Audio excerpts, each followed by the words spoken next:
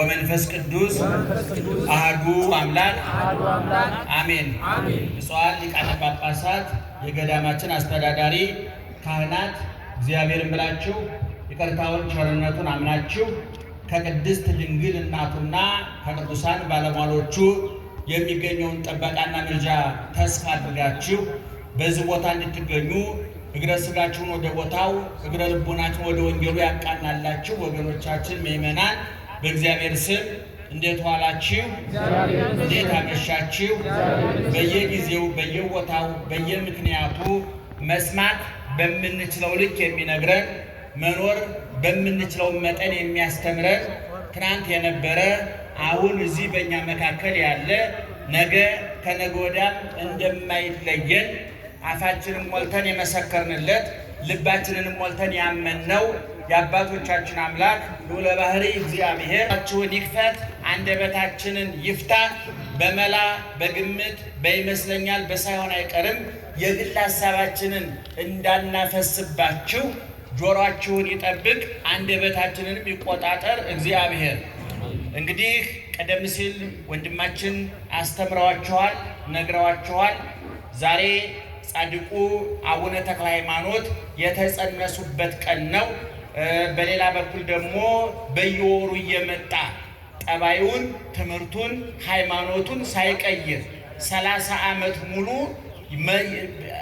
አንድ አይነት ጠባይ፣ አንድ አይነት የትምህርት ጠረን፣ አንድ አይነት የትምህርት መልክ ያለው ከከተማ እስከ ገጠር፣ ከገዳም እስከ ደብር፣ ከውስጥ እስከ ውጭ ብዙ ሕዝብ ባለበት፣ ትንሽ ሕዝብ ባለበት በንግሱ፣ በሰርጉ፣ በለቅሶ ቤቱ እግዚአብሔር ይገኝበታል ብሎ ባሰበው ቦታ ሁሉ ተገኝቶ አፉን ሞልቶ ቃሉን አጉልቶ ኦርቶዶክሳዊት ተዋሕዶ ቤተክርስቲያንን አስከብሮ የከበረ መስክሮላት የመሰከረችለት ከፍ አድርጓት ከፍ ያደረገችው ኑሮላት ያኖረችው ኦርቶዶክሳዊት ተዋሕዶ ቤተክርስቲያንን ያስጠራ ሃይማኖታዊ ዝና፣ ወንጌላዊ ዕውቅና በምን መልክ መያዝ አለበት ለሚለው በእውነት በእድሜው መጠነኛ በቁም ነገሩ እንዘ ሕፃን አረጋዊ። አንዳንድ ጊዜ ሰዎች እድሜያቸው 80 ዓመት ሞልቶ አስተሳሰባቸው 20 እና 30 ዓመት የሆነባቸው አሉ።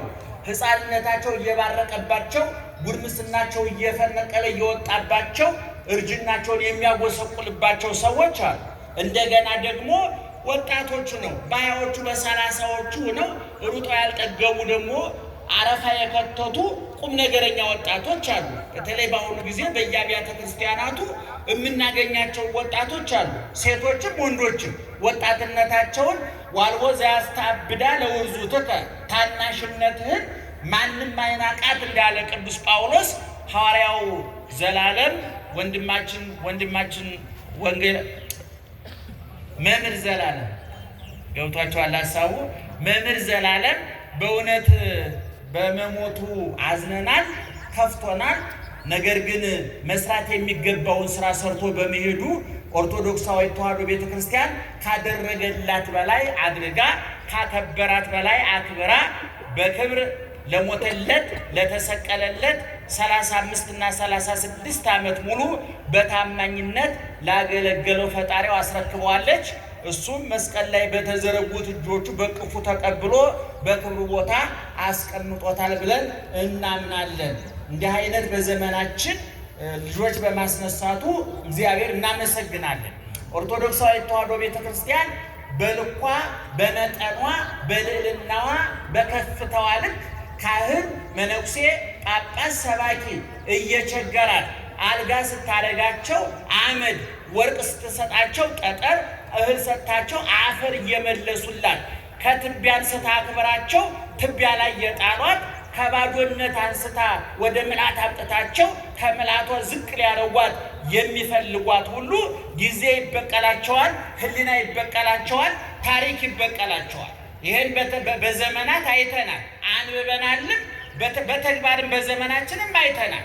ወጥተው የገቡ ከብረው የተዋረዱ ደርሰው የተመለሱ ከልዕልና ከከፍታ ወደ ዝቅታ የመጡ ከምልአት ወደ ጉድለት የመጡ አንቱ ተብለው ወደ ታች ያሽቆለቆሉ ልካቸውን መልካቸውን ያልጠበቁ እግዚአብሔር ሲያከብራቸው አንከበርም ያሉ ብዙዎች ነበሩ። ዘላለም ግን ቅድም እንደተናገርነው በየወሩ ኑ አይልም። ዘላለም ዛሬ ተክለ ሃይማኖት ነው አስተምራለሁ፣ ዛሬ ጊዮርጊስ ነው አስተምራለሁ እንዳትቀሩ ብሏችሁ ያውቃል? መስክሩ፣ ንገሩኝ። ዛሬ ልደታ ነኝ እንዳትቀሩ ብሏችሁ ያውቃል? አይልም። ዘላለም አልሰማንም። እሱ ይሄዳል፣ ትመጣላችሁ። እናንተም ምእመናን፣ እኔ ኦርቶዶክሳዊ ተዋሕዶ ቤተ ክርስቲያን ይሄንን የላይ የታች ወጀቡን የቀኝ የግራ ማዕበሉን የውስጥ የውጭ ፈተናውን ተቋቁማ አሁንም እያበራች ያለችው በተሰራችበት ውሃ ልክ ነው፣ መሰረት ነው። ዛሬ ለምሳሌ አንድ ጥያቄ ልጠይቃችሁ ምእመናን፣ ዛሬ ወቀሩ ማን ነው? በቁጥር ማን ነው? 24 ነው አይደለም? በእኛ በሰውኛው። በክርስትናው ደግሞ ዛሬ ማን ናቸው? አቤት አቡነ ተክለ ሃይማኖት ናቸው። መታችሁ አስቀድሳችኋል አይደለም? እቤታችሁ እያላችሁ ዛሬ የሚቀድሱት እገሌ ናቸው፣ የሚሰብከው እገሌ ነው፣ የሚዘምረው እገሌ ነው ተብሎ ተነግሯቸዋል? ንገሩኝ። ተነግሯቸዋል? አልተነገራችሁም፣ አይነገራችሁምም። ምክንያቱም እናንተ ገብርኤልን እንጂ ወልደ ገብርኤልን ብላችሁ አትመጡ፣ ማርያምን እንጂ ገብረ ማርያም ብላችሁ አትመጡ፣ እግዚአብሔርን እንጂ ገብረ እግዚአብሔርን ብላችሁ አትመጡ። መቼም ሰው ለመብላት ሆቴል አስተናጋጅ ለማየት ሰው ሆቴል አይሄድም፣ ለመብላት ከበላ ዘንድ ግን ያያቸዋል አስተናጋጆቹ። አስተናጋጅ ሊያዩ ይሄዱ በልተው ሳይሆን ተበልተው፣ ወፍረው ሳይሆን ከስተው ተራቁተው መጡ።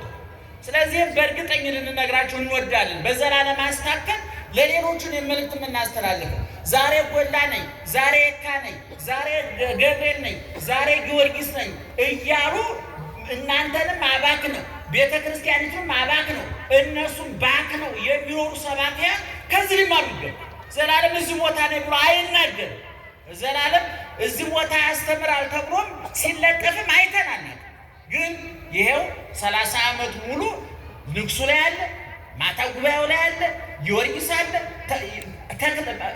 ዘላለምን ያልጋበዘ አለቃ፣ ያልጋበዘ ጳጳስ፣ ያልጋበዘ የማያውቅ ምእመን የለም። በእውነት እሱም እድለኛ ነው። በዚህ ዘመን የሰው ሬሳ እንደ ውሻ ሬሳ እንደ አህያ ሬሳ እየወደቀ በቀን አሞራ በሌሊት ጅብ እየተቀራመተው በቀረበት ከንቱ ዘመን በዛን ያህል ክብር መቀበር መሸኘት ትልቅ ክብር ነው።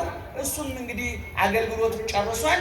ያገለግላት ቤተክርስቲያን ግን ትቀጥላለች።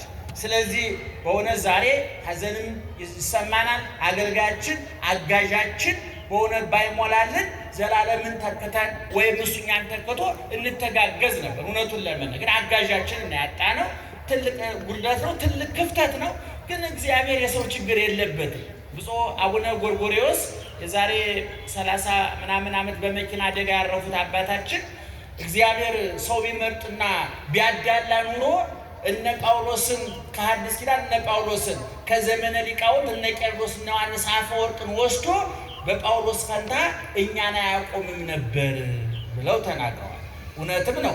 ቅዱስ ጳውሎስ በቆመበት መድረክ እሸቱ እንዲቆም የፈቀደው እግዚአብሔር አላዳላም፣ እንዳቅማችሁ ሩጡ አግዛችኋለሁኝ አለ እንጂ ጳውሎስን ባየሁበት ዓይኔ እሸቱን አላይም፣ ጳውሎስን ባየሁበት ዓይኔ ዘላለም አይቆምበትም ቢል ኑሮ እግዚአብሔር በሩ ይዘጋ ነበር። ግን አምላካችን የድንግል ማርያም አምላክ የኔ አምላክ መሆኑ ሳስብ ነው ትህትናው የሚገርመኝ። እግዚአብሔር የድንግል ማርያም አምላክ የእናንተ አምላክ ነው። የተክለ ሃይማኖት አምላክ የእናንተ አምላክ ነው። የቅዱስ ጊዮርጊስ አምላክ የእናንተ አምላክ ነው። አንገቱን የታረደው ቅዱስ ጊዮርጊስም አምላኩ እግዚአብሔር ነው። እኛ ደግሞ ማተብ እንኳን ለማሰር ክብራችን ይቀንሳል ብለን የምንደራደረው እኛም አምላካችን ማን ነው? እግዚአብሔር ነው። የድንግል ማርያም የንጽሕተ ንጹሐን የቅድስተ ቅዱሳን ለተመረጠችበት በቅታ ነቅታ ተዘጋጅታ ጊዜዋን አካሏን ሳታባክን ቁጥዋ ክቷ ሙዳየ ምስጢር መዝገበ ምስጢር እግዚአብሔር ሰውን ለማዳን ሲወስን አማካሪው ጉዳይ አስፈጻሚ ሁና ከላይ እግዚአብሔር ሲያግዘን ከምድር እሷ ተባብራ ከእናቷ ከሔዋን ከአባቷ ከአዳም በተፈጥሮ ቢገናኙ ጠባይና ባህር ሳያገናኛቸው በቅታ የተገኘችው የእሷ አምላክ ማን ነው? እግዚአብሔር። ያው እግዚአብሔር ደግሞ ያንቺ አምላክ ነው፣ የኔ አምላክ ነው። ትህትናው አይገርምም? ምእመናን ደግነቱ አይገርምም? ስለዚህ በርቱ፣ ጠንክሩ፣ ተስፋ አትቁረጡ። ቤተክርስቲያናችሁን ውደዷት፣ አክብሯት፣ ቀረቧት፣ እወቋት፣ አዳምጧት፣ ስሟት። ትልቅ ገናና ትርፍርፍ ያለች ቤተክርስቲያን፣ ዘንካታ ቤተክርስቲያን፣ ዋልኳ አረፋ የከተተች ቤተክርስቲያን፣ ሁልጊዜ እለዋለሁ አረፋ የከተተች ቤተክርስቲያን፣ ተሰርታ ያለቀች ቤተክርስቲያን፣ በማንም በጎ ፈቃድ የማትጠብ የማትሰፋ፣ የማትረዝም የማታጠር፣ የማትሞላ የማትጎል፣ በመጽሐፍ የምትመራ። ጳጳሱ ምን አለ? መጋቤ ሐዲስ ምን አለ? አባ ገሌ ምን አሉ አትልም። ኦርቶዶክሳዊ ተዋሕዶ ቤተክርስቲያን መጽሐፉ ምን አለ? የተጻፈው ምን አለ የምትል ምን ተይቤ መንፈስ ቅዱስ፣ መንፈስ ቅዱስ ምን አለ? ምን ተይቤ መጽሐፍ፣ መጽሐፍ ምን አለ የምትል እንጂ አባ ገሌ አቡነ ገሌ መጋቤ እንትና ሊቀ እንትና ምን አሉ ብላ አታውቅም። እንደዛ ቢሆን እነሱ ሲወፍሩ ጠባ፣ እነሱ ሲከሱ ሰፍታ ተጎትታ ረክሳ ቆሽሻ ታርቅብን ነበር። በልኩ ነው ክርስቶስ ቀራንዮ ላይ ኦርቶዶክሳዊ ተዋሕዶ ቤተክርስቲያንን ከፍ ብላ በክርስቶስ ልክ ተቀዳ የተሰፋች ውብ የነውር ልብሳችን ናት። ገመና ከታቻችን ናት። ይችን ታላቅ ቤተክርስቲያን ለእኛ አሳልፎ የሰጠ እግዚአብሔር ክብርና ምስጋና ይግባው። በእውነት አትመጥኗትም ብሎ ጠርጎ ያላስወጣን እግዚአብሔር በድጋሜ ክብርና ምስጋና ይግባው እና ዛሬ እንደተናገርነው ጻድቁ የተጸነሱበት ቀን ነውና በዚህ ጉዳይ እጥር ምጥን ሰብሰብ አድርጌ ጥቂት ነገር ነግራቸዋለሁ። ብፁዕ አባታችን አቡነ ቀውስጦስ በእድሜም በእውቀትም በእምነትም በሶስቱም አባታችን እምነታቸው ጠንካራ፣ እውቀታቸው ጥልቅ፣ እድሜያቸው ረጅም ነውና እሳቸው በእውነት እኔ ቢናገሩ አልጠግባቸውም። እንኳን አንደበታቸው እንባቸውም ያስተምራል። አባታችን ይህን መሰክራል። እኔ ውዳሴ ከንቱ ለሰው አቅርቤ አላውቅም። ምክንያቱም ደሞዜ ተቆርጦ አልቋል። አይጨምሩልኝም አይቀንሱልኝ እና ከዚህ ከንትኑ አምልጠናል። ለትንሽ ብዙም እንትን እና ከአንጀቴ ነው ማለት ውጣ ወረድ የለውም ማለት ነው። እንደው ምን ፈልጎ ይሆን ብላችሁ በሀቤት እንዳትሰቃዩ። ምን ፈልጋለሁ ሀቁን ለመናገር ያህል ነውና እሳቸው በመካከል ተገኝተውልናል። ይክበር ይመስገን እግዚአብሔር። እንደነሱ አይነት አባቶች ስናጠፋ የሚቆነጥጠን ከመስመር ስናልፍ ወደ ሀዲድ ወደ መስመሩ ግቡ የሚሉን እውቀትም እምነትም ምግባርም እድሜም የተጣመረላቸውና እኛን እንዲመክሩ የታደሉ አባቶች ስላለን ክብሩና ምስጋና ይግባው። እሳቸው ይመክሯቸዋል፣ ያስተምሯቸዋል። እኔ በመጠኑ ጥቂት ነገር ልናገር።